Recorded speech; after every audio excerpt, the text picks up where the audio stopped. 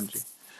ਇਸ ਚੈਪਟਰ ਦੇ ਅੰਦਰ ਆਪਾਂ ਪੀਰੀਓਡਿਕ ਟੇਬਲ ਬਾਰੇ ਮਤਲਬ ਐਲੀਮੈਂਟਸ ਨੂੰ ਕਿਵੇਂ ਅਰੇਂਜ ਕਰਨਾ ਹੈ ਇਸ ਚੀਜ਼ ਦੇ ਬਾਰੇ ਪੜਾਂਗੇ। ਠੀਕ ਹੈ। ਐਲੀਮੈਂਟਸ ਦੀਆਂ ਕਿਹੋ ਜਿਹੀਆਂ ਪ੍ਰੋਪਰਟੀਜ਼ ਨੇ, ਜਿਵੇਂ ਹੁਣ ਪੀਰੀਓਡਿਕ ਟੇਬਲ 'ਚ 118 ਐਲੀਮੈਂਟਸ ਹੈ ਤਾਂ ਆਪਾਂ ਸਾਰੇ ਐਲੀਮੈਂਟਸ ਦੀਆਂ ਪ੍ਰੋਪਰਟੀਜ਼ ਨਾਮ ਯਾਦ ਰੱਖੀਏ, ਇਹ ਬਹੁਤ ਜ਼ਿਆਦਾ ਔਖਾ ਕੰਮ ਹੈ। ਠੀਕ ਹੈ ਨਾ। ਤਾਂ ਆਪਾਂ ਨੇ ਕੀ ਕੀਤਾ ਹੋਇਆ, ਆਪਾਂ ਨੂੰ ਉਹਨਾਂ ਨੂੰ ਨਾ ਗਰੁੱਪ ਬਣਾਏ ਹੋਏ ਨੇ। ਉਹਨਾਂ ਦੇ ਗਰੁੱਪ ਕਿਵੇਂ ਬਣਾਏ ਹੋਏ ਨੇ, ਜਿਨ੍ਹਾਂ ਦੀ ਪ੍ਰੋਪਰਟੀਜ਼ ਸੇਮ ਨੇ, ਜਾਂ ਗਰੁੱਪ ਦੇ ਅੰਦਰ ਪ੍ਰੋਪਰਟੀਜ਼ ਸਾਨੂੰ ਪਤਾ ਹੈ ਵੀ ਪ੍ਰੋਪਰਟੀਜ਼ ਕਿਵੇਂ ਚੱਲਦੀਆਂ ਨੇ।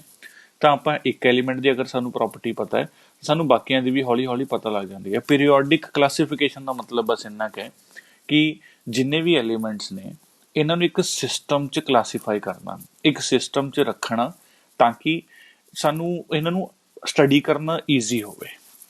ਠੀਕ ਹੈ ਨਾ। ਹੁਣ ਮੈਂ ਤੁਹਾਨੂੰ ਐਵੇਂ ਰੈਂਡਮਲੀ 118 ਐਲੀਮੈਂਟ ਦੀ ਪ੍ਰੋਪਰਟੀਜ਼ ਲਿਖਾ ਦਾਂ, ਠੀਕ ਹੈ, ਉਹਦੇ 'ਚ ਕੋਈ ਲਿੰਕ ਨਾ ਬਣਾਵਾਂ, ਤਾਂ ਤੁਹਾਨੂੰ ਯਾਦ ਕਰਨਾ ਬਹੁਤ ਮੁਸ਼ਕਿਲ ਰਹੇਗਾ। ਪਰ ਪੀਰੀਓਡਿਕ ਟੇਬਲ ਉਹਨਾਂ 'ਚ ਇੱਕ ਲਿੰਕ ਬਣਾਉਂਦਾ ਹੈ। ਠੀਕ ਹੈ ਨਾ। ਸਾਡਾ ਮੇਨ ਕੰਮ ਹੋਏਗਾ ਪੀਰੀਓਡਿਕ ਟੇਬਲ ਦੀਆਂ ਪ੍ਰੋਪਰਟੀਜ਼ ਨੂੰ ਪੜ੍ਹਨਾ। ਜਿਵੇਂ ਤੁਸੀਂ 10th 'ਚ ਵੀ ਪੜ੍ਹਿਆ ਹੋਣਾ ਨਾ, ਵੀ ਟੌਪ ਟੂ ਬਾਟਮ ਸਾਈਜ਼ ਵੱਧਦਾ ਹੈ, ਲੈਫਟ ਟੂ ਰਾਈਟ ਸਾਈਜ਼ ਘੱਟਦਾ ਹੈ, ਹੈ ਨਾ। ਇਸੇ ਤਰ੍ਹਾਂ ਦੀ ਆਪਾਂ ਇਸ ਚੈਪਟਰ 'ਚ ਬਹੁਤ ਸਾਰੀਆਂ ਪ੍ਰੋਪਰਟੀਜ਼ ਪੜ੍ਹਾਂਗੇ। ਠੀਕ ਹੈ। ਹੁਣ ਨਾ ਇੱਕ ਇੰਪੋਰਟੈਂਟ ਗੱਲ ਇਹ ਹੈ ਕਿ ਇਹ ਚੈਪਟਰ ਸਮਝਣ ਦੇ ਲਈ ਨਾ ਤੁਹਾਨੂੰ ਪੀਰੀਓਡਿਕ ਟੇਬਲ, ਜਿਹੜਾ ਸਾਡਾ ਮੇਨ ਪੀਰੀਓਡਿਕ ਟੇਬਲ ਹੈ, ਉਹਦਾ ਕੁਛ ਆਈਡੀਆ ਜ਼ਰੂਰ ਹੋਣਾ ਚਾਹੀਦਾ ਹੈ।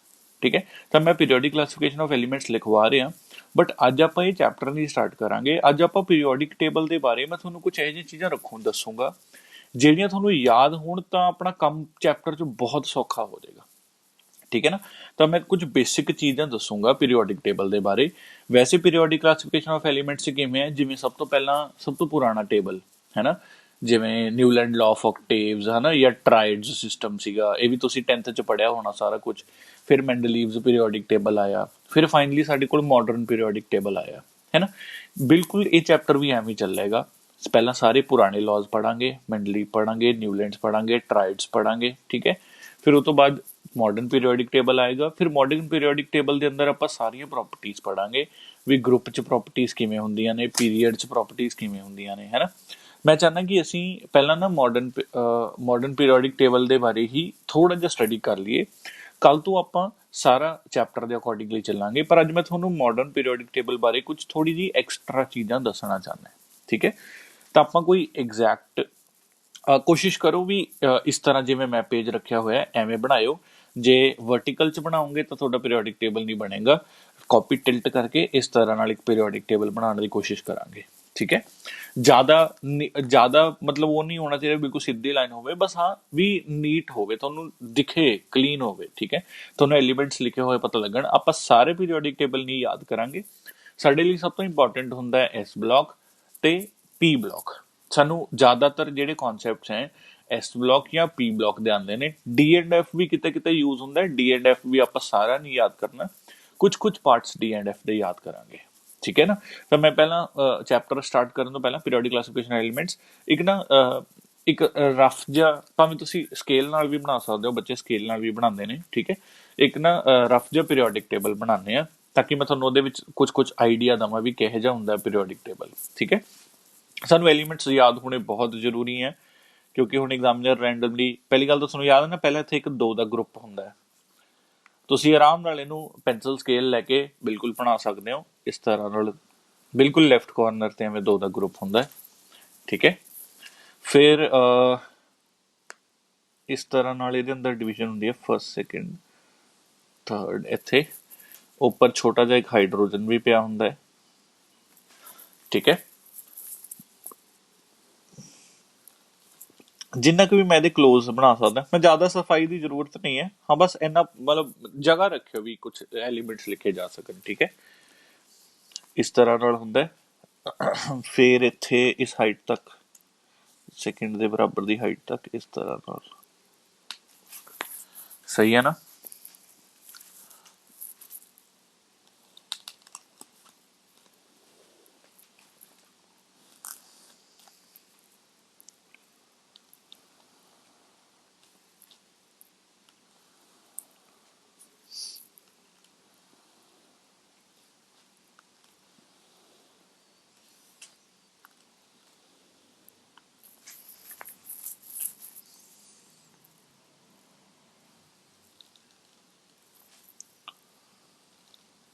ठीक है, ਤੁਹਾਨੂੰ याद होना पीरियोडिक टेबल के अंदर वर्टिकल लाइनस ਨੂੰ बोलते हैं ग्रुप्स, याद है ना, और हॉरिजॉन्टल लाइन ਨੂੰ बोलते हैं पीरियड, ये भी याद होना। ठीक है, ਇੱਥੇ ਹੀਲੀਅਮ ਹੁੰਦਾ ਹੈ, ਇਹਨਾਂ ਪਤਾ ਹੋਣਾ। ਤਾਂ ਇਹ ਆ ਗਿਆ ਪੀਰੀਅਡ ਨੰਬਰ 1 ਜਿਹ 'ਚ ਹਾਈਡਰੋਜਨ ਔਰ ਹੀਲੀਅਮ ਹੁੰਦੇ ਨੇ। ਫਿਰ ਪੀਰੀਅਡ ਨੰਬਰ 2, ਫਿਰ ਪੀਰੀਅਡ ਨੰਬਰ 3, ਥੱਲੇ 4 ਪੀਰੀਅਡ ਹੋਰ ਬਣਾਉਣੇ ਨੇ। ਇੱਥੋਂ ਸ਼ੁਰੂ 5 ਹੋ ਗਿਆ इस तरह। ठीक है, कोई वो नहीं है, जल्दी नहीं है, आराम नाल बनाओ।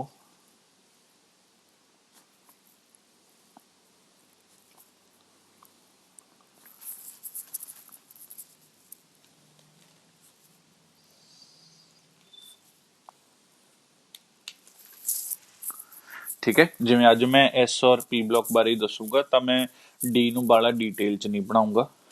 ठीक है, पहला तो इन्ने क बॉक्सिस, ये गल जरूर याद रखनी है, लैफ्ट ते 2 ग्रुप्स होंदे ने, राइट ते 6 ग्रुप्स होंदे ने, विच 10 ग्रुप्स होंदे ने, है ना। तो 2 इधर 6 इधर वर्टिकल लाइन आ। ठीक है, तो 10 विच, तो 2 और 6 और 10 18 टोटल ग्रुप्स हो गए। सही है, हॉरिजॉन्टल लाइन ना मेरे को 7 होनी चाहिए ने। ठीक है, इत्थे मैं लिख दिना पीरियड्स, है ना। ये हैगा मेरे को फर्स्ट पीरियड, ये हैगा सेकंड पीरियड, ये हैगा थर्ड, फिर फोर्थ, फिर फिफ्थ, फिर सिक्स्थ, फिर सेवंथ। और इत्थे आ गए groups, top to bottom groups आ गए। मैं इत्थे लिख देना groups, first group, second group. ठीक है, इत्थे ये 3 तो लैके 3 तो लैके ये 12 तक ਇਹਦੇ ਅੰਦਰ ਆਂਦਾ ਹੁੰਦਾ। फिर इत्थों 13 हो गया, 14 हो गया, 15 हो गया, 16 हो गया, 17 हो गया, 18 हो गया, है ना। ਤੇ 2 ਬਲੌਕ ਆਪਾਂ ਨੇ ਬਾਹਰ ਕੱਢ ਕੇ ਵੀ ਲਿਖੇ ਹੁੰਦੇ ਨੇ, ਜਿਨ੍ਹਾਂ ਨੂੰ ਤੁਸੀਂ ਤੁਹਾਨੂੰ ਯਾਦ ਹੋਏਗਾ ਸ਼ਾਇਦ ਜਾਂ ਨਹੀਂ, ਐਫ ਬਲੌਕ ਕਹਿੰਦੇ ਹੁੰਦੇ ਸੀਗੇ। ਕੋਈ ਗੱਲ ਨਹੀਂ, ਆਪਾਂ ਡੀ ਐਂਡ ਐਫ ਬਲੌਕ ਦੀ ਬਾਅਦ 'ਚ ਗੱਲ ਕਰਾਂਗੇ, ਹਾਲੇ ਬਸ ਬਣਾ ਲਓ ਜੇ ਬਣਾਉਣਾ ਚਾਹੁੰਦੇ ਹੋ ਤਾਂ। 2 ਇਸ 'ਚੋਂ ਬਾਹਰ ਕੱਢ ਕੇ ਲਿਖੇ ਹੁੰਦੇ ਨੇ। ਚਲੋ ਪਹਿਲਾਂ ਤਾਂ ਇਸ ਪੁਆਇੰਟ ਤੱਕ ਬਣਾ ਲਓ ਫਟਾਫਟ। ਅੱਜ ਆਪਾਂ ਪੂਰਾ ਪੀਰੀਓਡਿਕ ਟੇਬਲ ਨੂੰ ਹੀ ਅੰਡਰਸਟੈਂਡ ਕਰਾਂਗੇ, ਤਾਂ ਐਵੇਂ ਕੋਈ ਜਲਦੀ ਨਹੀਂ ਹੈਗੀ ਸਾਨੂੰ। ਆਰਾਮ ਨਾਲ ਦੇਖੋ, ਹੁਣ ਮੈਂ ਵੀ ਬਿਨਾਂ ਪੈਨ ਤੋਂ ਹੀ ਬਣਾਇਆ, ਕਾਫੀ ਨੀਟ ਲੱਗ ਰਿਹਾ ਦੇਖਣ 'ਚ। ਬਸ ਤੁਸੀਂ ਜੋ ਲਿਖਿਆ ਵਾ ਤੁਹਾਨੂੰ ਆਪ ਨੂੰ ਪੜ੍ਹਿਆ ਜਾਣਾ ਚਾਹੀਦਾ, ਤੁਹਾਨੂੰ ਦੁਬਾਰਾ ਉਹਨੂੰ ਦੇਖਣ ਦਾ ਮਨ ਕਰੇ, ਐਵੇਂ ਦਾ ਕੁਝ ਬਣਾਉਣਾ ਹੈ। ਠੀਕ ਹੈ, ਜਿਵੇਂ ਆਰਾਮ ਨਾਲ ਬਣਾ ਸਕਦੇ ਹੋ ਤੁਸੀਂ। ਤਾਂ ਟੋਟਲ 7 ਹੌਰੀਜ਼ੌਂਟਲ ਲਾਈਨਸ ਹੈ ਜਿਨ੍ਹਾਂ ਨੂੰ ਪੀਰੀਅਡਸ ਬੋਲਦੇ, ਔਰ 18 वर्टिकल लाइन्स है। सारियां 18 नहीं मैं बना रहा, पी ब्लॉक बनाया, इधर 6 लाइन्स ने, बिल्कुल इधर 2 लाइन्स ने, सेंटर च 10 होंदियां ने, मैं सिर्फ नंबर लिखता 3 तो लैके 12 तक। तो group number 3 to 12 belong to this region, group number 13 to 18 belong to this region, group number region group number 1 and 2 belong to this region. ठीक है, तो ये कुछ एक्सट्रा भी होंगे, कोई नहीं, आप हर एक ते आवांगे बार बार एक एक करके। ठीक है, अच्छा, जेडे लास्ट वाले 6 ग्रुप्स होंगे ने, 1 2 3 4 5 6, ये 6 ग्रुप्स ਨੂੰ ਕੰਬਾਈਨਡ ਬੋਲਦੇ ਨੇ ਪੀ ਬਲੌਕ ਐਲੀਮੈਂਟਸ। ਇਹ ਮਤਲਬ ਪੀ ਬਲੌਕ ਹੋ ਗਿਆ ਪੂਰਾ, ਲਾਸਟ ਵਾਲੇ 6 ਗਰੁੱਪਸ ਆ। ਜਿਹੜਾ ਅਲੱਗ ਇੱਥੋਂ ਥੱਲੋਂ ਇੱਕਦਮ ਇੱਥੋਂ ਆ ਸਾਰਾ ਆ ਪੀ ਬਲੌਕ ਹੈ। ਠੀਕ ਹੈ, ਜਿਹੜੇ ਪਹਿਲੇ 2 ਨੇ ਇਹਨਾਂ ਨੂੰ ਬੋਲਦੇ ਨੇ ਐਸ ਬਲੌਕ। ਠੀਕ ਹੈ, ਆ 3 ਤੋਂ ਲੈ ਕੇ 12 ਤੱਕ ਜਿਹੜੇ ਗਰੁੱਪ ਨੇ ਇਹਨਾਂ ਨੂੰ ਬੋਲਦੇ ਨੇ ਡੀ ਬਲੌਕ। ਤੇ ਆ ਜਿਹੜੇ ਬਾਹਰ ਹਿੱਸਾ ਕੱਢ ਰੱਖਿਆ ਇਹਨੂੰ ਬੋਲਦੇ ਨੇ ਐਫ ਬਲੌਕ। ਇਸ ਪੁਆਇੰਟ ਤੱਕ ਬਣਾਓ ਪਹਿਲਾਂ ਤਾਂ।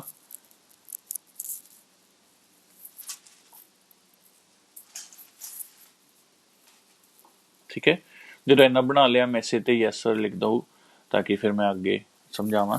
फिर अगे एक बार पहला समझ लियो, फिर लिखना स्टार्ट करियो। पहले इत्थे तक बना लो,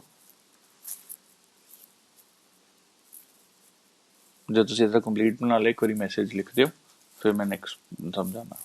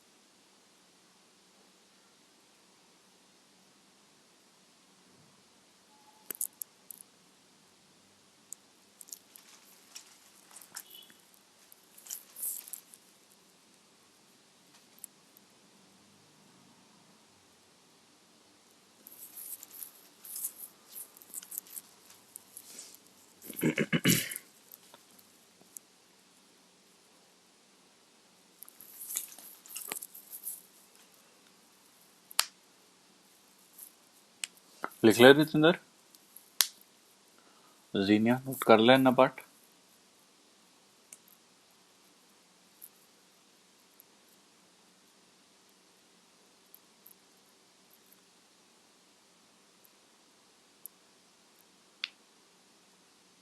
ठीक है जीनिया तुसी कर लिया जी? ठीक है जी। हुण ना 2 मिनट ਲਈ ਪਹਿਲਾਂ ਦੇਖ ਲਓ, ਪਹਿਲਾਂ ਸਮਝ ਲਓਗੇ, ਸਮਝਣ 'ਚ ਟਾਈਮ ਲੱਗੇਗਾ ਜਿਹੜਾ ਮੈਂ ਚੀਜ਼ਾਂ ਸਮਝਾ ਰਿਹਾ, ਫਿਰ ਬਾਅਦ ਦੇ ਵਿੱਚ ਨੋਟ ਕਰ ਲਿਓ, ਕੋਈ ਗੱਲ ਨਹੀਂ, ਟਾਈਮ ਹੈਗਾ ਆਪਣੇ ਕੋਲ।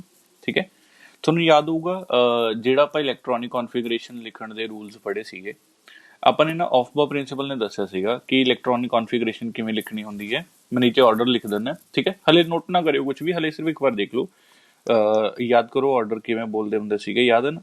ਸਭ ਤੋਂ ਪਹਿਲੇ ਨੰਬਰ ਤੇ 1s ਆਉਂਦਾ ਸੀ, ਫਿਰ 2s, 2p, 3s, 3p, 4s, 3d, 4p, 5s, 4d, 5p, 6s, 4f, 5d, 6p, 7s, 5f, 6d, 7p, है ना?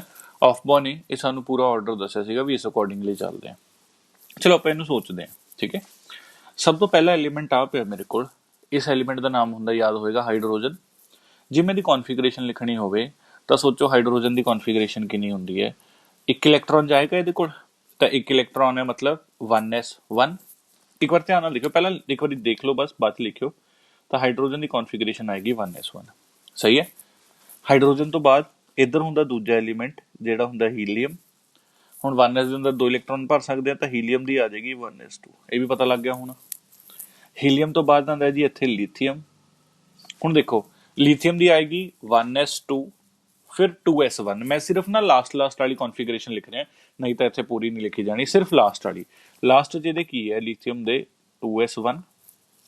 ਇਹ ਤੋਂ ਬਾਅਦ ਬੈਰੀਲੀਅਮ ਦੇ ਲਾਸਟ 'ਚ ਕੀ ਆਏਗਾ, 1s2, 2s2, ਬਿਲਕੁਲ ਜੀ। ਇਧਰ ਕੀ ਆਉਂਦਾ ਹੁੰਦਾ ਹੈ ਫਿਰ ਅਗਲਾ ਐਲੀਮੈਂਟ ਬੋਰੋਨ। ਬੋਰੋਨ ਤਾਂ ਦੇਖੋ ਬੋਰੋਨ 5ਵੇਂ ਨੰਬਰ ਤੇ ਹੁੰਦਾ ਹੈ, ਤਾਂ ਕਨਫੀਗਰੇਸ਼ਨ ਕੀ ਆਏਗੀ, ਸੋਚੋ 1s2, ਇਹ 'ਚ 2 ਇਲੈਕਟ੍ਰੋਨ ਭਰ ਗਏ, 2s2, ਇਹ 'ਚ ਵੀ 2 ਭਰ ਗਏ, 4 ਹੋ ਗਏ, ਫਿਰ 2p1, 2p1 ਆ ਜਾਏਗਾ। ਬੋਰੋਨ ਤੋਂ ਬਾਅਦ ਕਾਰਬਨ ਕੀ ਹੋਏਗਾ, 1s2, 2s2, 2p2, ਸਹੀ ਹੈ। ਇਹ ਤੋਂ ਬਾਅਦ ਨਾਈਟ੍ਰੋਜਨ ਆਏਗਾ, ਨਾਈਟ੍ਰੋਜਨ ਕੀ ਹੋ ਜਾਏਗਾ, 2p3। ਆਕਸੀਜਨ ਆਏਗਾ, ਆਕਸੀਜਨ ਕੀ ਹੋ ਜਾਏਗਾ, 2p4। ਫਿਰ ਆਕਸੀਜਨ ਤੋਂ ਬਾਅਦ boron, carbon, nitrogen, oxygen, fluorine ਆਏਗਾ, 2p5। ਫਿਰ ਨਿਓਨ ਆਏਗਾ, 2p6। ਮੈਂ ਸਿਰਫ ਲਾਸਟ ਵਾਲੀ ਕਨਫੀਗਰੇਸ਼ਨ ਲਿਖ ਰਿਹਾ, ਜਿਹਨੂੰ ਵੇਲੈਂਸ ਕਨਫੀਗਰੇਸ਼ਨ ਲਿਖਦੇ ਨੇ, ਬੋਲਦੇ ਨੇ, ਮੈਂ ਅੰਦਰ ਵਾਲੀ ਨਹੀਂ ਲਿਖ ਰਿਹਾ, ਹੈ ਨਾ, ਬਹੁਤ ਸਪੇਸ ਘੱਟ ਹੈ, ਤਾਂ ਮੈਂ ਸਿਰਫ ਲਾਸਟ ਲਿਖ ਰਿਹਾ, 2p6 ਆਇਆ। ਚਲੋ ਹੁਣ ਇੱਥੇ ਆ ਗਿਆ ਨਿਓਨ ਤੋਂ ਬਾਅਦ ਆ ਗਿਆ ਸੋਡੀਅਮ, ਵਾਪਿਸ ਇੱਧਰ। ਸੋਡੀਅਮ ਹੁੰਦਾ 11ਵੇਂ ਨੰਬਰ ਤੇ, ਇੱਥੇ ਚੈੱਕ ਕਰੋ 1s2, 2s2, 2p6, 10 ਇਲੈਕਟ੍ਰੋਨ ਹੋ ਗਏ। ਅਗਲਾ ਆਏਗਾ 3s1, ਤਾਂ ਇੱਥੇ ਜਿਹੜਾ ਸੋਡੀਅਮ ਹੈ ਉਹ ਹੋਏਗਾ 3s1। ਫਿਰ ਸੋਡੀਅਮ ਤੋਂ ਬਾਅਦ ਕੀ ਹੁੰਦਾ ਜੀ, ਮੈਗਨੀਸ਼ੀਅਮ, 3s2, ਇਹੀ ਹੋਏਗਾ ਵੈਲੈਂਸ। ਮੈਗਨੀਸ਼ੀਅਮ ਤੋਂ ਬਾਅਦ ਸੋਡੀਅਮ, ਮੈਗਨੀਸ਼ੀਅਮ, ਐਲੂਮੀਨੀਅਮ ਆਏਗਾ। ਇੱਥੇ ਐਲੂਮੀਨੀਅਮ ਦੀ ਕਨਫੀਗਰੇਸ਼ਨ ਕੀ ਆਏਗੀ, ਸੋਚੋ 3s2 ਤੋਂ ਬਾਅਦ ਕਿਹੜਾ ਆਏਗਾ, 3p1, ਹੈ ਨਾ। ਇਸੇ ਤਰ੍ਹਾਂ ਨਾਲ ਚੱਲਦਾ ਰਹੇਗਾ। ਐਲੂਮੀਨੀਅਮ ਤੋਂ ਬਾਅਦ ਸਿਲੀਕਨ ਬਣੇਗਾ, 3p2। ਨਾਈਟ੍ਰੋਜਨ ਤੋਂ ਬਾਅਦ ਫਾਸਫੋਰਸ, 3p3। ਫਿਰ ਸਲਫਰ, 3p4। ਫਿਰ ਕਲੋਰੀਨ, 3p5। ਫਿਰ ਆਰਗਨ, 3p6। ਇੱਧਰ ਦੇਖੋ ਪੋਟਾਸ਼ੀਅਮ। ਹੁਣ 3s2, 3p6 ਤੋਂ ਅਗਲਾ ਕਿਹੜਾ ਆਏਗਾ, 4s, 4s1। ਫਿਰ ਤੋਂ ਬਾਅਦ ਕੈਲਸ਼ੀਅਮ, 4s2। ਚਲੋ ਮੈਂ ਹਾਲੇ ਇੱਥੇ ਤੱਕ ਹੀ ਲਿਖ ਰਿਹਾ, ਹੈ ਨਾ। ਮੈਂ ਚਲੋ ਇਹਦਾ ਪਹਿਲਾ ਐਲੀਮੈਂਟ ਵੀ ਲਿਖ ਦਿੰਦਾ। ਕੈਲਸ਼ੀਅਮ ਤੋਂ ਬਾਅਦ ਹੁਣ ਦੇਖੋ, ਹੁਣ ਸਿੱਧਾ ਉੱਧਰ ਨਹੀਂ ਜਾਵਾਂਗੇ, ਹੁਣ ਅਗਲਾ ਐਲੀਮੈਂਟ ਇੱਥੇ ਆਏਗਾ। ਪਹਿਲਾ ਜਿਹੜਾ ਇਹਦਾ ਐਲੀਮੈਂਟ ਹੁੰਦਾ ਹੈ ਉਹ ਹੁੰਦਾ ਸਕੈਂਡੀਅਮ, ਠੀਕ ਹੈ ਜੀ। ਇਹਦੀ ਕਨਫੀਗਰੇਸ਼ਨ ਦੇਖੋ 21ਵੇਂ ਨੰਬਰ ਤੇ ਹੈ, ਤਾਂ 1s2, 2s2, 2p6, 3s2, 3p6, 4s2, ਇੱਥੇ ਤੱਕ 20 ਹੋ ਗਏ। 3d1 ਲਾਸਟ 'ਚ, ਹੈ ਨਾ। ਹੁਣ ਇੱਕ ਇੰਟਰਸਟਿੰਗ ਗੱਲ ਦੇਖੋ, ਜੇ ਤੁਸੀਂ ਇਹ ਭਰਦੇ ਜਾਓਗੇ ਪੂਰਾ ਪੀਰੀਓਡਿਕ ਟੇਬਲ ਭਰ ਦੋਗੇ ਮੰਨ ਲਓ, ਠੀਕ ਹੈ ਨਾ, ਤਾਂ ਤੁਸੀਂ ਗੱਲ ਨੋਟ ਕਰੋ, ਜਿਹੜੇ ਇਸ ਬਲੌਕ 'ਚ ਐਲੀਮੈਂਟ ਨੇ, ਹੈ ਨਾ, ਇਹ ਜਿੰਨੇ ਵੀ ਮੈਂ ਲਿਖੇ ਨੇ ਇਹਨਾਂ 'ਚੋਂ ਹੀ ਦੇਖ ਲਓ, ਭਾਵੇਂ ਅਗਲੇ ਵੀ ਲਿਖ ਲਿਓ, ਉਹ ਵੀ ਐਵੇਂ ਆਉਣਗੇ। ਜਿਹੜੇ ਇਸ ਬਲੌਕ ਦੇ ਐਲੀਮੈਂਟ ਨੇ, ਇਹਨਾਂ ਦਾ ਜਿਹੜਾ ਆਖਰੀ ਕਨਫੀਗਰੇਸ਼ਨ ਹੈ, ਆਖਰੀ ਇਲੈਕਟ੍ਰੋਨ ਹੈ, ਚੈੱਕ ਕਰੋ ਉਹ ਕਿਸੇ ਨਾ ਕਿਸੇ ਐਸ 'ਚ ਫਿਲ ਹੋ ਰਿਹਾ।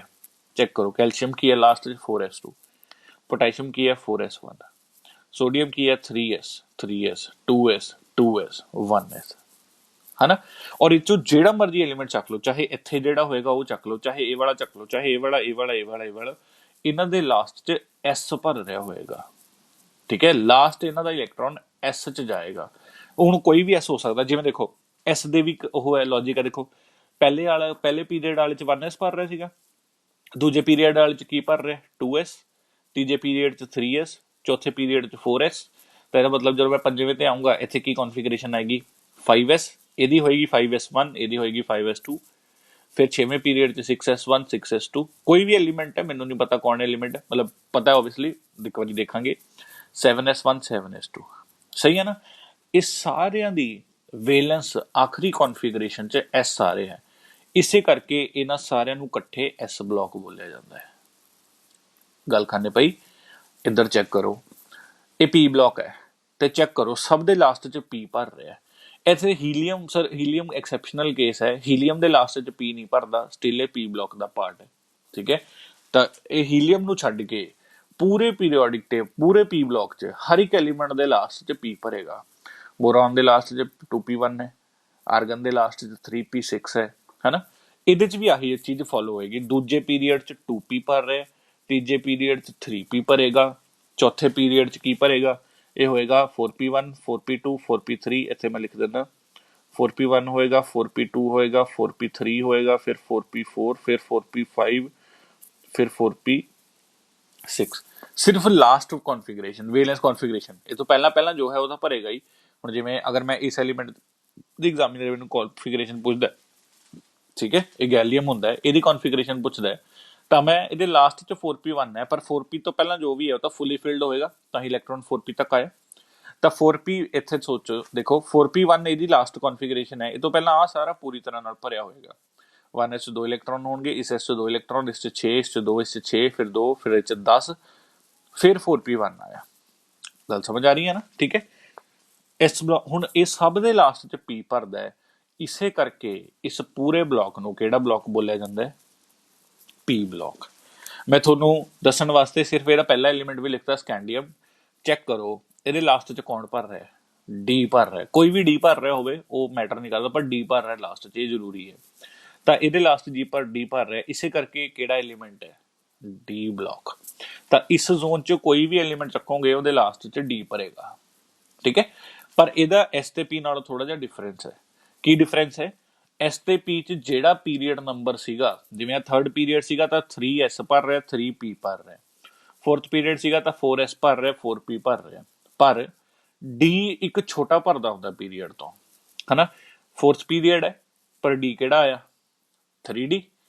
ਫਿਫਥ ਪੀਰੀਅਡ 'ਚ ਕਿਹੜਾ ਡੀ ਆਏਗਾ, ਫਿਰ ਇਹ 4d1 ਤੋਂ ਲੈ ਕੇ 4d10 ਤੱਕ।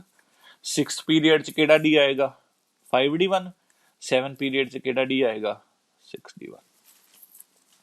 ਇਹ ਗੱਲ ਸਮਝ ਆ ਰਹੀ ਹੈ ਜਾਂ ਨਹੀਂ ਆ ਰਹੀ। ਠੀਕ ਹੈ, ਇਸੇ ਕਰਕੇ ਸਾਰੇ ਨੂੰ ਡੀ ਬਲੌਕ ਕਿਹਾ ਜਾਂਦਾ ਹੈ, ਕਿਉਂਕਿ ਇਹਦੇ 'ਚੋਂ ਕੋਈ ਵੀ ਐਲੀਮੈਂਟ ਚੱਕ ਲਓ, ਉਹਦਾ ਆਖਰੀ ਇਲੈਕਟ੍ਰੋਨ ਜਿਹੜਾ ਭਰਿਆ ਜਾਏਗਾ ਉਹ ਕਿਸੇ ਡੀ 'ਚ ਭਰਿਆ ਜਾਏਗਾ। ਠੀਕ ਹੈ, ਇਸ ਲਾਈਨ ਵਾਲਿਆਂ ਦਾ 3d 'ਚ ਭਰਿਆ ਜਾਏਗਾ, ਇਸ ਲਾਈਨ ਵਾਲਿਆਂ ਦਾ 4d 'ਚ। ਇਹਨੂੰ 3d ਸੀਰੀਜ਼ ਬੋਲਦੇ ਨੇ ਡੀ ਬਲੌਕ ਦੀ ਆ ਉੱਪਰ ਵਾਲੀ ਲਾਈਨ ਨੂੰ। ਮੈਂ ਇੱਥੇ ਸਿਰਫ ਹਲੇ ਮੈਂ ਦੱਸਿਆ ਸੀ ਨਾ, ਮੈਂ ਡੀ ਬਲੌਕ ਦਾ ਹਲੇ ਇੰਨਾ ਨਹੀਂ ਦੱਸ ਰਿਹਾ, ਐਸ ਤੇ ਪੀ ਦਾ ਹੀ ਦੱਸ ਰਿਹਾ। ਆ ਪੂਰੀ 3d ਸੀਰੀਜ਼ ਹੈ। ਫਿਰ ਆ ਕਿਹੜੀ ਸੀਰੀਜ਼ ਹੋ ਗਈ, 4d ਸੀਰੀਜ਼। ਕਿਹੜੇ ਪੀਰੀਅਡ 'ਚ ਆ ਰਹੀ ਹੈ, ਪੰਜਵੇਂ ਪੀਰੀਅਡ 'ਚ। ਠੀਕ ਹੈ, ਫਿਰ ਅੱਗੇ 5d ਸੀਰੀਜ਼ ਹੋ ਗਈ ਤੇ ਅੱਗੇ 6d ਸੀਰੀਜ਼ ਹੋ ਗਈ। ਇੰਨੀ ਗੱਲ ਸਮਝ ਆ ਰਹੀ ਹੈ ਸਾਰਿਆਂ ਨੂੰ। ਠੀਕ ਹੈ, ਤਾਂ ਦੇਖੋ ਇਹਨੂੰ ਤਾਂ ਡੀ ਬਲੌਕ ਬੋਲਿਆ ਜਾਂਦਾ ਹੈ। ਹੁਣ ਆਹ ਵਾਲਾ ਐਫ ਬਲੌਕ ਹੈ, ਤਾਂ ਮੇਰੇ ਖਿਆਲ ਤੁਸੀਂ ਸਮਝ ਹੀ ਗਏ ਹੋਗੇ। ਇਹ 'ਚ ਜਿਹੜਾ ਵੀ ਐਲੀਮੈਂਟ ਚੱਕ ਲਓ ਉਹਦਾ ਲਾਸਟ ਇਲੈਕਟ੍ਰੋਨ ਕਿਹੜੇ ਸ਼ੈੱਲ 'ਚ ਜਾ ਰਿਹਾ ਹੋਏਗਾ, ਐਫ 'ਚ। ਥੋੜਾ ਐਫ ਕੋਈ ਵੀ ਹੋ ਸਕਦਾ, ਮੈਂ ਵੈਸੇ ਦੱਸ ਦਿੰਦਾ। ਠੀਕ ਹੈ, ਇਹ ਵਾਲਾ ਜਿਹੜਾ ਹੁੰਦਾ ਇਹਦੀ ਫਸਟ ਲਾਈਨ ਜਿਹੜੀ ਹੁੰਦੀ ਹੈ ਉਹ 4f ਸੀਰੀਜ਼ ਹੁੰਦੀ ਹੈ, ਉਹਦੇ ਸਾਰਿਆਂ ਦੇ ਲਾਸਟ 'ਚ 4f ਭਰ ਰਿਹਾ ਹੁੰਦਾ। ਥੱਲੇ ਵਾਲੀ ਕਿਹੜੀ ਹੋਏਗੀ, 5f ਸੀਰੀਜ਼। ਇਸ ਤੋਂ ਇਲਾਵਾ ਆਪਾਂ ਐਫ ਕਿਤੇ ਆਉਂਦਾ ਵੀ ਨਹੀਂ ਹੈ ਸਾਡੇ ਕੋਲ। ਠੀਕ ਹੈ, ਹਲੇ ਇੰਨੇ ਐਲੀਮੈਂਟਸ ਲੱਭੇ ਨਹੀਂ ਗਏ ਵੀ 6f ਜਾਂ 7f ਤੱਕ ਜਾਈਏ। ਠੀਕ ਹੈ, ਪੂਰਾ ਕਨਸੈਪਟ ਇੰਨਾ ਗੱਲ ਸਮਝ ਆ ਰਹੀ ਹੈ ਨਾ। ਠੀਕ ਹੈ, ਇਹਦੇ ਨਾਲ ਨਾ ਇੱਕ ਹੋਰ ਵੀ ਗੱਲ ਯਾਦ ਰੱਖਣੀ ਹੈ। ਅੱਛਾ, ਤੁਹਾਨੂੰ ਮੈਂ ਪੁੱਛਾਂ ਪੀ ਬਲੌਕ 'ਚ ਕਿੰਨੇ ਗਰੁੱਪਸ ਹੁੰਦੇ ਨੇ। ਪੀਰੀਅਡ ਤਾਂ 7 ਹੀ ਨੇ, ਚਲੋ ਪੀ ਬਲੌਕ 'ਚ ਕਿੰਨੇ ਗਰੁੱਪਸ ਹੁੰਦੇ ਨੇ, ਤਾਂ ਤੁਸੀਂ ਐਵੇਂ ਗਿਣਨ ਦੀ ਜ਼ਰੂਰਤ ਨਹੀਂ ਹੈ। ਦੇਖੋ ਨਾ, ਪੀ ਬਲੌਕ ਦਾ ਜਿਹੜਾ ਪਹਿਲਾ ਗਰੁੱਪ ਹੈ ਉਹ p1 ਹੋਏਗਾ। P1 सारे P1 ने, देखो 2P1 3P1 4P1, अगला 5P1 होएगा, अगला 6P1 होएगा, ये 7P1 होएगा, है ना। ਤੇ P1 ਤੋਂ ਲੈ ਕੇ 6 ਤੱਕ ਹੀ ਭਰਿਆ ਜਾ ਸਕਦਾ, P6 ਤੋਂ ਵੱਧ ਤਾਂ ਹੁੰਦਾ ਨਹੀਂ, ਸਹੀ ਹੈ। ਤਾਂ ਇਹਦੇ ਵਿੱਚ 6 ਗਰੁੱਪਸ ਹੁੰਦੇ ਨੇ। ਆ ਪਹਿਲਾ ਪੂਰਾ ਗਰੁੱਪ P1 ਵਾਲਾ ਹੈ, ਆ ਗਰੁੱਪ P2 ਵਾਲਾ ਹੈ, ਫਿਰ ਗਰੁੱਪ P3 ਵਾਲਾ ਹੈ, ਫਿਰ ਗਰੁੱਪ P4 ਵਾਲਾ ਹੈ, ਫਿਰ ਗਰੁੱਪ P5 ਵਾਲਾ ਹੈ, ਫਿਰ ਗਰੁੱਪ P6 ਵਾਲਾ ਹੈ। ਪੂਰਾ ਕਨਸੈਪਟ ਸਮਝ ਆਇਆ। ਅੱਛਾ, ਇਸ ਬਲੌਕ 'ਚ ਕਿੰਨੇ ਗਰੁੱਪ ਹੋਣੇ ਚਾਹੀਦੇ ਨੇ, ਦਿਮਾਗ ਲਗਾਓ। ਇੱਕ ਗਰੁੱਪ S1 ਵਾਲਾ, ਇੱਕ ਗਰੁੱਪ S2 ਵਾਲਾ, ਇਹ ਤੋਂ ਇਲਾਵਾ ਤਾਂ ਕੁਝ ਹੋ ਨਹੀਂ ਸਕਦਾ। ਤਾਂ ਇਸ ਬਲੌਕ 'ਚ 2 ਗਰੁੱਪਸ ਹੈ। ਅੱਛਾ, ਡੀ ਬਲੌਕ 'ਚ ਕਿੰਨੇ ਗਰੁੱਪਸ ਹੋਣੇ ਚਾਹੀਦੇ ਨੇ, ਆਈਡੀਆ ਲਗਾਓ। ਡੀ ਬਲੌਕ 'ਚ ਇੱਕ D1 ਤੋਂ ਲੈ ਕੇ D10 ਤੱਕ ਹੀ ਹੋ ਸਕਦਾ, ਤਾਂ ਇਹ ਆ ਗਿਆ। ਐਫ ਬਲੌਕ 'ਚ ਕਿੰਨੇ ਗਰੁੱਪਸ ਹੋਣੇ ਚਾਹੀਦੇ ਨੇ, 14, ਪਰ ਇਹ ਗਰੁੱਪਸ ਨਹੀਂ ਹੁੰਦੇ ਇਹਦੇ ਅੰਦਰ। ਐਫ ਬਲੌਕ ਥੋੜਾ ਜਿਹਾ ਲੈਦਾ, ਥੋੜਾ ਜਿਹਾ ਅਲੱਗ ਹੈ, ਇਹਨੂੰ 2 ਮਿੰਟ ਲਈ ਛੱਡੋ।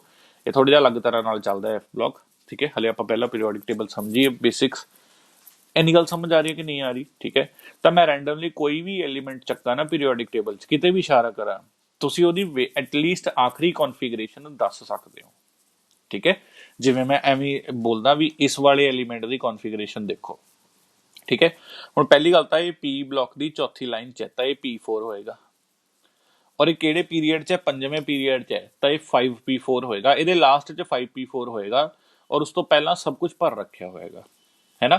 5P4 ਤੋਂ ਪਹਿਲਾਂ ਕੀ ਕੁਝ ਆਉਂਦਾ ਹੈ, ਆ ਦੇਖੋ, 4D10 5S2 4P6 3D10 4S2 3P6 3S2 2P6 2S2 1S2, ਆ ਪੂਰਾ ਭਰ ਕੇ 5P4 ਇਹਦੀ ਕੌਨਫੀਗਰੇਸ਼ਨ ਬਣ ਜਾਏਗੀ, ਠੀਕ ਹੈ। ਇਹ ਪੂਰਾ ਕਨਸੈਪਟ ਸਮਝ ਆਇਆ ਕਿਵੇਂ ਹੈ, ਮਤਲਬ ਇਹਨੂੰ ਐਸ ਬਲੌਕ ਕਿਉਂ ਬੋਲਦੇ ਆ, ਇਹਨੂੰ ਡੀ ਬਲੌਕ ਕਿਉਂ ਬੋਲਦੇ ਆ, ਐਫ ਬਲੌਕ, ਪੀ ਬਲੌਕ, ਰੀਜ਼ਨ ਕੀ ਹੈ। ਪੀ ਬਲੌਕ 'ਚ ਕਿੰਨੇ ਗਰੁੱਪਸ ਆਉਂਦੇ ਨੇ, 6 ਗਰੁੱਪਸ ਆਣਗੇ। ਐਸ ਬਲੌਕ 'ਚ 2 ਗਰੁੱਪਸ ਆਣਗੇ। ਡੀ ਬਲੌਕ 'ਚ 10 ਗਰੁੱਪਸ ਆਣਗੇ, ਠੀਕ ਹੈ। ਉਸ ਤੋਂ ਬਾਅਦ ਐਫ 'ਚ 2 ਗਰੁੱਪਸ ਨਹੀਂ ਹੈ, ਬਸ ਉੱਦਾਂ ਐਫ 'ਚ ਯਾਦ ਰੱਖੋ, ਇੱਕ 4F ਸੀਰੀਜ਼, ਇੱਕ 5 ਹੈ, ਹੈ ਨਾ। ਔਰ ਜਿਹੜਾ ਪੀਰੀਅਡ ਨੰਬਰ ਹੋਏਗਾ ਉਹੀ ਐਸ ਭਰ ਰਿਹਾ ਹੋਏਗਾ, ਉਹੀ ਪੀ ਭਰ ਰਿਹਾ ਹੋਏਗਾ, ਪਰ ਡੀ ਇੱਕ ਛੋਟਾ ਭਰ ਰਿਹਾ ਹੋਏਗਾ। 4th ਪੀਰੀਅਡ 'ਚ 3D ਭਰ ਰਿਹਾ, 5th ਪੀਰੀਅਡ 'ਚ 4D ਭਰ ਰਿਹਾ, 6th ਪੀਰੀਅਡ 'ਚ 5D ਭਰ ਰਿਹਾ, 7th ਪੀਰੀਅਡ 'ਚ 6D ਭਰ ਰਿਹਾ। SP ਬਿਲਕੁਲ ਸੇਮ ਭਰ ਰਹੇ ਹੋਣਗੇ। ਇਹ ਪੂਰਾ ਕਨਸੈਪਟ ਸਮਝ ਆਇਆ। ਐਗਜ਼ਾਮੀਨਰ ਨਾ ਕਈ ਵਾਰ ਐਵੇਂ ਵੀ ਪੁੱਛ ਲੈਂਦਾ ਹੈ ਵੀ ਜਿਵੇਂ ਕਿਸੇ ਦੀ ਕੌਨਫੀਗਰੇਸ਼ਨ ਦੇਤੀ ਤੇ ਕਹੇਗਾ ਦੱਸੋ ਵੀ ਕਿਹੜੇ ਗਰੁੱਪ ਨੂੰ ਬਿਲੋਂਗ ਕਰਦਾ ਹੈ। ਤੁਸੀਂ ਸਿਰਫ ਲਾਸਟ ਇਲੈਕਟ੍ਰੋਨ ਦੇਖਣਾ। ਮੰਨ ਲਓ ਉਹਦੇ ਲਾਸਟ 'ਚ ਹੈਗਾ 5P6, P ਦਾ 6ਵਾਂ, P ਬਲੌਕ ਆ ਹੁੰਦਾ, ਇਹ 'ਚ 6ਵਾਂ ਮਤਲਬ ਬਿਲਕੁਲ ਲਾਸਟ। ਚੈੱਕ ਕਰੋ ਕਿਹੜਾ ਗਰੁੱਪ ਬਣ ਰਿਹਾ, 18th ਗਰੁੱਪ ਬਣ ਰਿਹਾ, ਪਤਾ ਲੱਗ ਗਿਆ, ਆਨਸਰ ਆ ਗਿਆ। ਕਨਸੈਪਟ ਸਮਝ ਆਇਆ ਨਾ। ਜਾਂ ਐਵੇਂ ਦਾ ਆਬਜੈਕਟਿਵ 'ਚ ਇਸ ਤਰ੍ਹਾਂ ਦਾ ਕੁਐਸਚਨ ਆ ਜਾਂਦਾ ਹੁੰਦਾ ਕਿ 4 ਕੌਨਫੀਗਰੇਸ਼ਨ, ਇੱਕ ਕੌਨਫੀਗਰੇਸ਼ਨ ਦੇ ਦੇਗਾ, ਫਿਰ 4 ਆਪਸ਼ਨਸ ਦੇਗਾ, ਕਹੇਗਾ ਵੀ ਕਿਹੜੇ ਸੇਮ ਗਰੁੱਪ ਨੂੰ ਬਿਲੋਂਗ ਕਰਦੇ ਨੇ।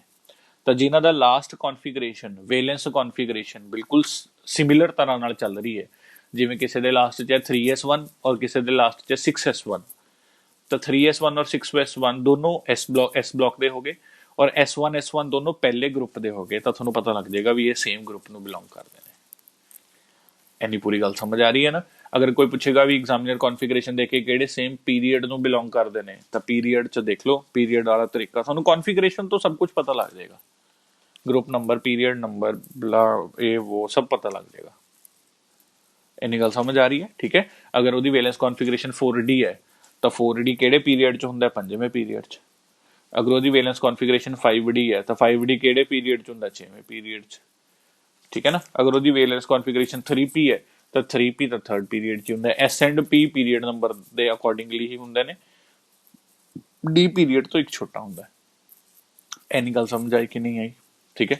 ਰਤਿੰਦਰ, ਜ਼ੀਨੀਆ ਦੋਨਾਂ ਨੂੰ ਇਹ ਪੂਰੀ ਇੰਨਾ ਕੁ ਕਨਸੈਪਟ ਸਮਝ ਆ ਗਿਆ। ਇੱਕ ਵਾਰੀ ਦੱਸੋ ਜੇ ਇੰਨਾ ਪਤਾ ਲੱਗ ਗਿਆ ਤਾਂ ਠੀਕ ਹੈ, ਜ਼ੀਨੀਆ ਸ਼ਾਬਾਸ਼। ਰਤਿੰਦਰ ਤੁਹਾਨੂੰ ਪਤਾ ਲੱਗ ਗਿਆ ਯਾਰ ਇਹ ਕਨਸੈਪਟ, ਠੀਕ ਹੈ। ਹੁਣ ਇੱਕ ਵਾਰੀ ਇੰਨਾ ਨੋਟ ਕਰ ਲਓ ਜਿਹੜਾ ਵੀ ਆਪਾਂ ਨੇ ਇਹਦੇ ਅੰਦਰ ਲਿਖਿਆ। ਮੈਂ ਪਹਿਲੇ 20 ਐਲੀਮੈਂਟਸ ਲਿਖਤੇ, ਠੀਕ ਹੈ। ਤੁਹਾਨੂੰ ਵੀ ਪਹਿਲੇ 30 ਐਲੀਮੈਂਟਸ ਰਟੇ ਹੋਣੇ ਚਾਹੀਦੇ ਨੇ ਟਿਪਸ ਤੇ, ਠੀਕ ਹੈ। ਇਹਦੇ ਵਿੱਚ ਸੋਚਣ ਦੀ ਜ਼ਰੂਰਤ ਨਹੀਂ ਪੈਣੀ ਚਾਹੀਦੀ ਵੀ ਸਰ ਕਿਹੜਾ ਐਲੀਮੈਂਟ ਕੀ ਹੈ, ਮਤਲਬ ਇੱਕਦਮ ਬਸ ਐਲੀਮੈਂਟ ਆਵੇ, ਤੁਹਾਨੂੰ ਪਤਾ ਹੋਵੇ ਵੀ ਉਹ ਕਿੱਥੇ ਹੈ ਪੀਰੀਓਡਿਕ ਟੇਬਲ 'ਚ, ਠੀਕ ਹੈ। ਇਹਨਾਂ ਪੂਰਾ ਪਾਰਟ ਇੱਕ ਵਾਰੀ ਨੋਟ ਕਰ ਲਓ ਅੱਛੀ ਤਰ੍ਹਾਂ ਨਾਲ। ਮੈਂ ਬਾਕੀਆਂ ਦੀ ਕੌਨਫੀਗਰੇਸ਼ਨ ਲਿਖ ਦਿੰਦਾ, ਚਲੋ। ਇਹ ਆਏਗਾ 5S1, ਫਿਰ 5S2, ਫਿਰ 6S1 6S2, ਫਿਰ 7S1 7S2। एलिमेंट्स का नाम नहीं लिख रहे मैं हाले, 5p1 5p2 5p3 5p4 5p5 5p6। ਤੁਸੀਂ ਭਾਵੇਂ ਐਲੀਮੈਂਟਸ ਨਾ ਵੀ ਲਿਖੋ, ਕੱਲੀ ਕੌਨਫੀਗਰੇਸ਼ਨ ਵੀ ਲਿਖ ਸਕਦੇ ਹੋ। ਐਲੀਮੈਂਟਸ ਤੁਹਾਨੂੰ ਯਾਦ ਹੋ ਹੀ ਜਾਣਗੇ। ਮੈਂ ਐਲੀਮੈਂਟਸ ਯਾਦ ਕਰਨ ਦਾ ਵੀ ਤਰੀਕਾ ਦੱਸ ਦੂੰਗਾ।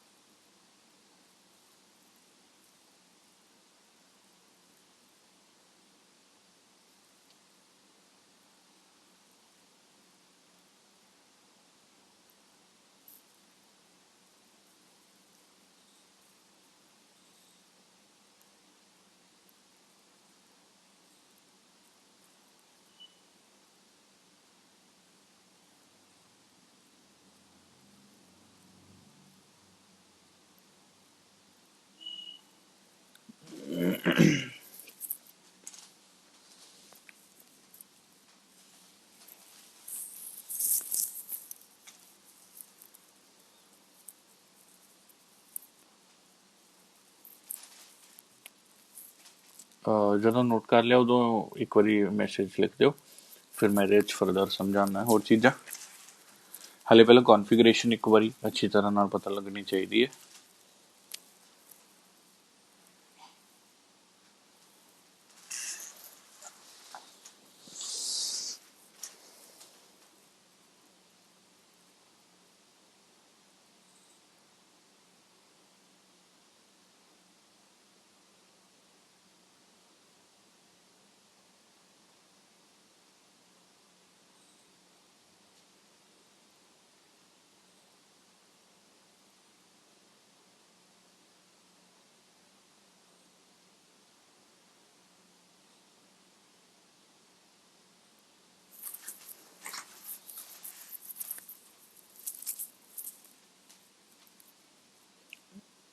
ਠੀਕ ਹੈ ਜੀ।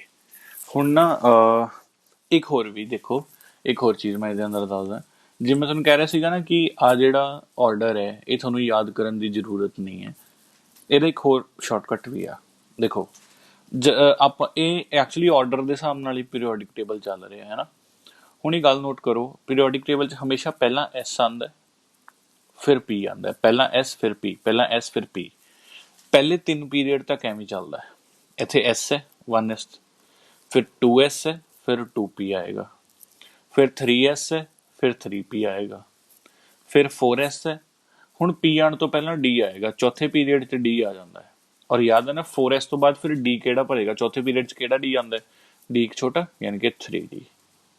ਔਰ ਇਸ ਤਰ੍ਹਾਂ ਫਿਰ ਅੱਗੇ 4s 3d 4p, ਫਿਰ ਵਾਪਸ ਹੁਣ ਕੌਣ ਹੋਏਗਾ 5s, ਫਿਰ d ਆ ਗਿਆ 4d, ਫਿਰ p ਆ ਗਿਆ 5p, है ना। 6s 5d 6p, 7s 6d 7p। ਪੂਰਾ ਇਹਨੂੰ ਸਮਝ ਆਇਆ? ਮਤਲਬ ਅਗਰ ਤੁਹਾਡੇ ਦਿਮਾਗ 'ਚ ਪੀਰੀਓਡਿਕ ਟੇਬਲ ਹੈਗਾ ਤਾਂ ਤੁਸੀਂ ਈਜ਼ੀਲੀ ਇਹਨੂੰ ਆਈਡੀਆ ਲਗਾ ਸਕਦੇ ਹੋ ਵੀ ਕਿਵੇਂ ਕਰਨਾ। ਦੇਖੋ ਦੁਬਾਰਾ ਇੱਕ ਵਾਰੀ ਚੱਲਦੇ ਆ। ਇਹ ਤਾਂ